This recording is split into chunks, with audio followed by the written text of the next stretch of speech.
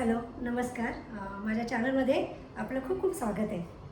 तर आज म्हणजे एक प्रेमात पडलेल्या दोघांचा संवाद मी इथे वाचणार आहे. म्हणजे एवढं पाठ नाही म्हणून वाचणार आहे. तर प्रेमात तर सगळेच पडतात. कोणाचं लग्न होतं, कोणाचं होत नाही, हे तर नॉर्मल गोष्ट आहे. पण कधी कधी काय होतं, एखादी महिला असते, लग्न झालेली असते, अविवाहित मुलगा असतो, त्यांचं प्रेम होतं आणि त्यावेळेस त्याला वाटतं की हिने आपल्याबरोबर राहावं. तिला माहिती असतं की आपण त्याच्याबरोबर राहू शकत नाही, जरी आपल्या मागे काही बंधनं नसतील तरी देखील. त्यावेळेस ते ठरवतात की आपण आता हे शेवटचं भेटतं. त्यावेळेस तो तिला बोलतो, बोल काहीतरी, अशी शांत नको राहू. तुझा शांत राहण्याचा त्रास होतोय मला खूप बोल, भान हवं तर, काकुळती लिहून तो बोलतो. आणि ती शांतपणे त्याच्याकडे बघत, काही न बोलता चालत राहते. तिचं असं शांत राहणं त्याला सहन होत नाही. तिचे दोन्ही खांदे पकडतो आणि काकुळतीला येऊन बोलतो, बोल ग माझ्याशी. ती म्हणते, काय बोलू सांग. माझ्या बोलण्याचा तर त्रास होतो ना तुला. तू सांगतो ना किती कटकट करते, किती बोलते, म्हणून मी आता तुझ्याशी काहीच बोलणार नाही. तो म्हणतो, मग हवं तर भांड. ती म्हणते, मला भांडायचं पण नाही. आता मला भांडायचं पण नाही, आता मला बोलायचं पण नाही.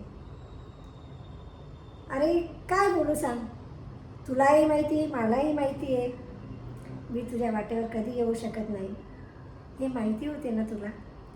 तरी तुझी वाट सोडून तू माझ्या वाटेवर आला, माझ्या सुखात माझ्या दुःखात सामील झाला, आयुष्यातील सगळे सुख देण्याचा प्रयत्न केला आणि अचानक तुला तुझ्या वाटेची आठवण आली. मग तू निघून गेलास, माझ्या मनाचा विचार न करता. परत माझ्या वाटेवर तसाच येत राहिलास, पुन्हा पुन्हा अधूनमधून. तू मला जगायला शिकवलंस रे. जगाकडे बघायची एक नवीन नजर दिलीस, ते मी कधीच नाही विसरणार. तुला वाटले तर यायचे. तुला तर ना माझी आठवण येते ना माझ्या वाटेची. मी नाही येऊ शकत माझी वाट सोडून तुझ्या वाटेवर, हे तुला माहिती होते ना. मला म्हणून आता मी तुझ्या न येण्याची सवय करून घेतली आहे. तुझ्या न येण्याची आणि न येण्याची दोन्हीची मी सवय करून घेतली.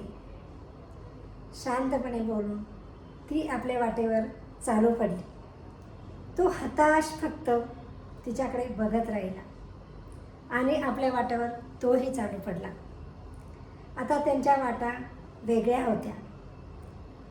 किती मनात आणलं तरी त्या आता कधी एक होणार नव्हत्या, हे दोघांनाही चांगलं माहिती होतं. आणि आज त्यांच्या वाटा वेगळ्या झाल्या, अगदी नदीचे दोन किनारे असल्यासारखे. कसं वाटलं नक्की सांगा. आवडलं तर लाईक करा. थँक्यू.